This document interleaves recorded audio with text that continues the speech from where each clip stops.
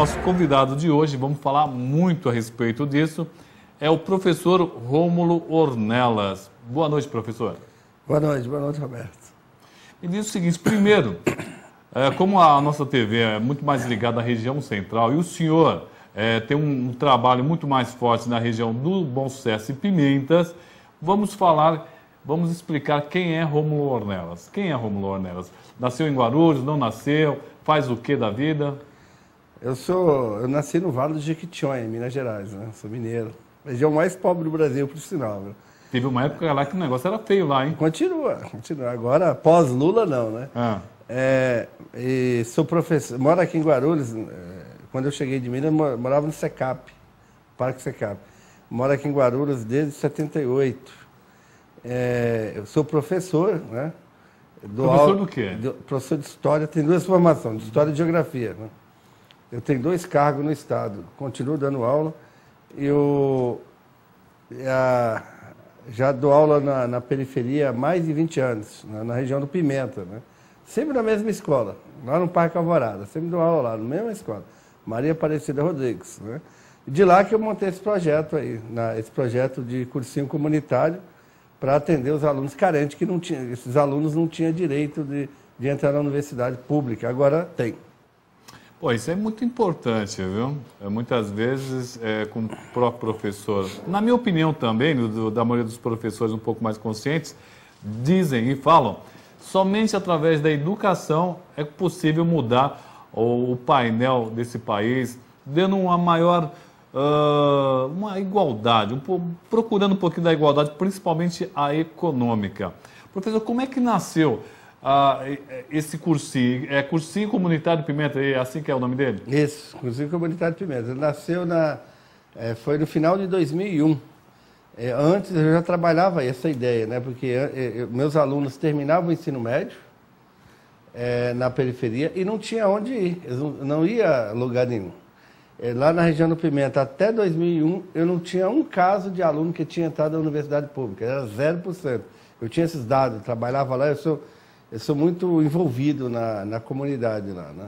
Não tinha nenhum caso de aluno que entrou na universidade pública. A partir de 2002, com a criação desse projeto nosso, no primeiro ano que eu montei esse cursinho lá, catei meus alunos de casa em casa lá, montei um grupo de 40 alunos. No primeiro ano foram 7 aprovados nas universidades públicas, entre USP e Unesp. Isso do seu curso? No meu curso. Só entre 40 alunos, né? Os que acreditaram em mim nesse primeiro momento. Hoje é uma febre, né? Hoje é muito aluno, a concorrência é muito grande para entrar lá. Mas era 40 alunos que acreditaram em mim nesse primeiro ano. E hoje o Cursinho Comunitário de Pimentas atende quantos alunos? Lá nós atendemos em torno de 95 alunos, nós temos 95 alunos. Todo mundo, é o que cabe lá, né? Atende por quê? Essa quantidade é porque cabe. O espaço só cabe isso, né? Gostaria de atender mais, mas infelizmente o espaço não cabe mais, né? Mas existe essa procura? Como é que funciona? Existe a procura. Existe mais procura do que vagas? Existe mais procura do que vaga, mas a gente procura atender todo mundo, né? Na medida do possível. Mas a gente acaba atendendo por questões econômicas mesmo, né? Aqueles que mais precisam, né? Por questões que mais necessitam, os mais carentes. E geralmente vai lá os mais carentes mesmo, né? Os alunos ali, principalmente aqueles alunos ali do Parque Alvorada, da Vilani, do Sítio São Francisco, Marcos Freire, aluno extremamente carente, que não tem condições de pagar um cursinho que para eles é muito caro. Né? Mas existe uma forma de seleção, quer dizer, um jovem que mora na região, mas ganha um pouquinho mais, ele quer fazer o cursinho dos Pimentas, existe alguma restrição ou não? Não existe restrição, existe convencimento. Existe o convencimento. O primeiro item lá, além da questão econômica, é a pessoa querer, porque infelizmente o cursinho nosso lá é puxado, o nível é alto. Então a pessoa tem que ter tempo para isso, tem que ter essa disponibilidade. É um cursinho feito num padrão de qualidade, né? Para que o aluno realmente entre na universidade pública, para que ele vá lá concorrer nos vestibulares da FUVEST e nos outros vestibulares de igual para os outros. Então tem um padrão de qualidade. Mas para você manter um padrão de qualidade, você precisa trabalhar com uma coisa preciosa, é o tempo. Sem o tempo não dá. Por conseguinte, a pessoa que fica trabalhando o dia todo e à noite lá para estudar, então fica prejudicado o tempo dele. Dá para fazer isso? Dá. Mas ele vai perder a qualidade. E se ele não conseguir acompanhar os outros alunos, o que acontece? Mas queira ficar? Normalmente ele consegue, né? Porque a gente cria um sistema de grupo de estudo separado para que ele consiga acompanhar. Normalmente consegue. Se ele tem a boa vontade, ele consegue. Mas o senhor falou um ponto muito importante. Quando o jovem sai do terceiro ano colegial, né, eu chamo de terceiro ano colegial, não sei como é que chama agora. Terceiro ano do ensino médio. Terceiro ano do ensino médio. Quando ele sai do terceiro ano do ensino médio, muitas vezes ele está tão atrasado com relação aonde deveria estar, que quase um ano, 2 anos como é que se recupera esse tempo perdido? Essa defasagem é um mito. Não existe? Não existe. Não, a defasagem existe. Mas para nós passa a ser um mito, porque lá a gente recupera. Porque você trabalha a cabeça do aluno, a gente parte do princípio que todo mundo é capaz, né? Sim. Então você vai trabalhar a capacidade de desenvolver a potencialidade dele e faz com que ele perceba essa defasagem e ele vai e ataca. A gente pontua cada problema lá, mostra qual o problema que ele tem. E ele mesmo, por si só, ele ataca o problema e tira essa defasagem. Eu acho que dentro de 1 ano, 2 anos, já tirou a defasagem e ele passa. Eu estava conversando há poucos dias aí com 2 alunos aqui da região central, que sempre estudaram em boas escolas particulares. Inclusive chegaram a viajar para os Estados Unidos, França e tal. E eu reparei que a diferença realmente é gritante. Sabe, naturalmente, eles falam sobre filósofos de uma forma muito tranquila, eles acabam citando alguma frase em inglês ou em francês de uma forma muito... agora o senhor acaba me dizendo que não existe, ou pelo menos essa defasagem pode ser recuperada rapidamente. Pode ser. O senhor reafirma isso? Reafirmo, pode ser recuperado rapidamente. Eu acho que quando o aluno quer, ele consegue. Eu estou dentro da escola, eu sei o problema que tem lá dentro da escola, eu sei o problema. O problema é muito maior do que a gente está simplesmente falar que o problema está só na escola. É um problema cultural bem amplo. Eu também penso assim. Um problema muito mais amplo. Se eu pego o aluno lá, ele terminou o ensino médio, e ele tem defasagem, nós temos casos lá que até professores das escolas, você fez milagre, como é que você colocou esse menino na USP? É questão de recuperação do sujeito. Ele, quando ele quer, ele vai. Quando dá para ele, mostra o caminho, ele vai. Se ele tem tempo, boa vontade, a defasagem ele supera. Entendeu? Tem especialista que fala que as habilidades nós temos. Faz você despertar essas habilidades. Né? Nós temos alunos lá da escola pública, lá da escola do lado, lá, tipo Pimentas 2 tal, que faz engenharia na USP, que é super concorrido, dos mais concorridos do Brasil. Cursos dos mais concorridos, aluno nosso entra. Por quê? O que ele tem diferente? Nada, só se dedicou. Né? Tem alunos da periferia lá, de várias escolas, que entra na USP, na Unesp, na Unicamp. Porque o que ele tem diferente? Ele parou, criou um tempo para ele, se dedicou e conseguiu. É cultural, então? O problema da educação na rede pública não é o problema da rede pública. As escolas particulares, a maioria também está no mesmo nível. Isso que é interessante que o professor falou. Eu conheço alguns professores que eles trabalham nas melhores escolas de Guarulhos, pagas particulares, mas também são do Estado. É a mesma coisa. Elas estudam. Aí outro dia eu estava perguntando, eu lhe pergunto isso.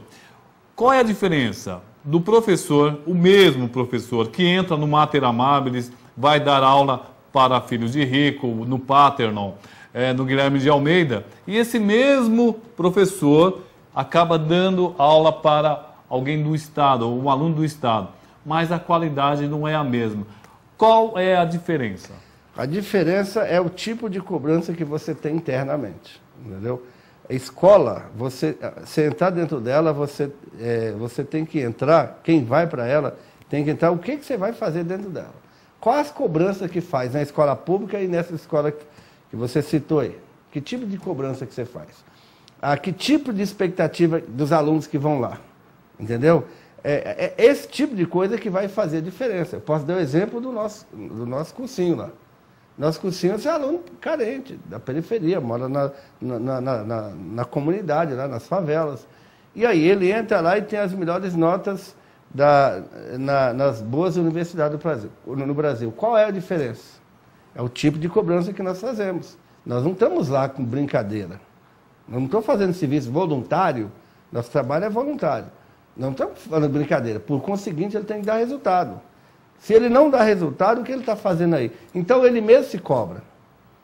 Num colégio desse que você citou, com certeza, tem um monte de cobrança ao redor. Sim. Então, o que você está fazendo aqui? Aqui é lugar de estudar. Aqui estuda-se. Aqui não faz outra coisa, estuda-se. Além de outras coisas que se faz, claro, né? dentro da escola. Então, quando você cobra e você tem autonomia, né, de cobrar dentro da escola, para que tenha qualidade, claro que todo mundo segue. Entendeu? Dentro da escola pública, o professor, a direção, não tem autonomia para fazer as cobranças. E quem é que faz... Eu gostaria de bater nesse assunto, que é muito importante, o que o professor está falando. O professor é o mesmo, tanto de uma super escola, paga a R$ 1.200 o mês, sim, ou até mais, certo? Inclusive, isso é um ranking aí, um tempo atrás, tem escola no Rio de Janeiro que é 2, 3, 4 mil reais ao mês. Dom Bosco. Dom Bosco, né? Então, mas esse mesmo professor trabalha na rede do Estado. E ele falou uma coisa importante. É a cobrança do pai, da mãe, do professor, do aluno. E muitas vezes, não sei se eu estou errado, eu até gostaria de falar sobre essa questão. Quando o filho, num cursinho particular como esse, ele não vai lá, ele não vai destruir uma cadeira. Porque se ele destruir, vai ter pessoas no pé dele, inclusive os colegas. Exatamente. Mas no Estado, muitas vezes, o aluno acaba xingando, gritando, desmotivando o professor através de violência. É mais ou menos isso, professor? Claro. Como diz lá o filósofo, técnico de futebol, Otto Glória, não faz omelete sem ovo. Na escola é a mesma coisa. Como é que você vai fazer uma pessoa estudar se ele não quer? Existe uma cultura de que escola não é para estudar. Agora, você vai para outra escola que tem cobrança, aqui se estuda. Aí, lógico, as cobranças vão encaminhar para estudar, o desempenho é outro. Eu dei um exemplo, o cursinho lá. Nosso cursinho é o seguinte, lá só vai quem quer. Só fica quem quer, por conseguinte, os resultados são espetaculares. O índice de aprovação nosso aí é maior do que os cursinhos pagos. Bom, estamos conversando com o Rômulo Ornelas, ele que é professor de História, mas nesse momento está como primeiro suplente de vereador. Aliás, está como vereador há um bom tempo, né? Já que vários vereadores da bancada petista acabaram assumindo secretaria, como o próprio vereador Alencar assumiu a secretaria, depois virou deputado, Moacir de Souza, e continua como secretário Ulisses Correia. Então, o professor Rômulo Ornelas continua como vereador na Câmara Municipal. Professor, nós estávamos falando dos bastidores aqui, que muitas vezes o aluno ou o brasileiro é preparado para ser uma ferramenta para o trabalho. Ele não vê o estudo como algo prioritário na vida dele. Isso aí é cultural, isso vem lá dos ingleses, né? Do século XVII, né? Que o trabalho engrandece o homem. Isso está inserido no imaginário popular, né? Que o ser humano, o jovem, tem que trabalhar. E aí eu discordo. O jovem ele tem que estudar. O estudo é o alicerce da eternidade. Que você estuda é um investimento para o futuro. Quando você perde seu tempo a trabalhar, você está deixando de fazer o seu alicerce futuro, que é preparar para a vida toda. Então, essa falta de investimento da população nos estudos, isso aí é cultural, não é? E vem de muitos anos. Hoje, o bom filho, para algumas famílias, é aquele que trabalha, não é aquele que estuda. Isso é verdade. Ó, eu gosto muito da filosofia hebraica, aí tem uma frase de Jesus que fala assim, que a verdade liberta. Claro. É verdade, mas a verdade liberta não é só a verdade religiosa, é a verdade mesmo de você conhecer. Muitas vezes você, somente através do estudo, você vai encontrar realmente a verdadeira liberdade. Claro. Que, como dizem alguns filósofos, quando você começa a se movimentar é que você repara que está acorrentado. Então, esse tipo de cursinho, e na verdade não é tão caro. Como é que é o custo desse cursinho lá? Quem é que paga? Porque tem cadeira, tem luz, tem energia, tem os professores, tem caneta, papel. Como é que é o custo do cursinho comunitário, Pimenta? Não, lá é tudo gratuito, né? Comunitário. A palavra já disse, é comunitário. Então, os gastos que a gente tem lá, os possíveis gastos, a gente trabalha com sistema de reciclagem. Todo aluno, ele é obrigado a levar sua reciclagem ou reutilizável para o cursinho, para a gente vender e fazer dinheiro para os gastos. Lógico, os equipamentos lá são cedidos. Por conseguinte, fica de graça. Se fosse alugado, não teria condições de ser gratuito. Mas como é cedido, o cursinho é possível ser gratuito. Mas como ele é comunitário, os gastos a gente acaba gerando entre a gente lá mesmo, né? Reciclagem, essas coisas todas. Eu acho que acaba dando certo justamente porque é voluntário. Se fosse pago, os professores, quantos professores tem lá e se eles são voluntários? Nós somos em torno de 40 professores. Inclusive tem professor na fila para dar aula lá. Olha que bacana. E esses professores são voluntários. Antes, no início, eram meus amigos, né? Aí nós fomos formando os ex-alunos, quem estava na USP, na Unesp, na Unicamp. Esses ex-alunos estão dando aulas, eles que dão aula. Hoje nós, em torno de 40, não tem, acho que 2 ou 3 que são professores mesmo. O resto tudo é ex-aluno. O governo do estado acaba gastando de R$ 1.200 até R$ 2.000 com preso, com presidiário. Se ele gastasse metade com isso, em cursinhos como esse, com certeza acabaria economizando, não, professor? Economizava demais. Não precisaria ficar batendo em professor, não precisava ter brigando com outras coisas. Então, eu acho que é muito importante essa questão do curso comunitário. Professor, me diz o seguinte, existe possibilidade, ou vocês correm atrás para que pequenos empresários ou empresários que acabem ajudando, ou o caminho não é por aí? O caminho não é por aí.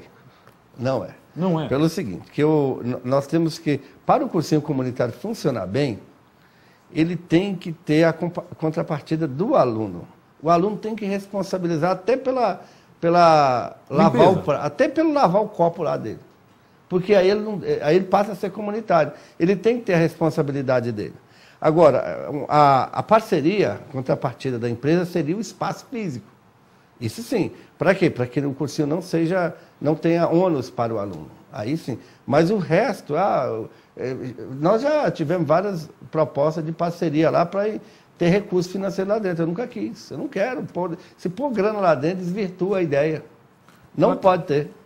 Muito interessante. Então, ó, você que é empresário aí, muito empresário que nos assiste aí, olha, faz essa parceria, pelo menos ceda apenas o espaço. Não estão pedindo mais do que isso, o máximo, a luz e a água aí, o resto deixa com os professores. Tenho certeza que isso vai acabar evoluindo, a gente tendo mais pessoas ganhando um pouquinho mais. Eu acho que é um bom caminho. Bom, ele que é vereador, primeiro suplente da Câmara Municipal de Guarulhos, já arrumou muita confusão ali dentro. Vamos falar um pouco sobre política. Como é que está a Câmara Municipal de Guarulhos? Vereador, agora vereador. Está indo bem, né, na medida do possível. Eu sou vereador suplente, tenho as minhas limitações políticas lá dentro, sabe que o vereador suplente tem as limitações, né?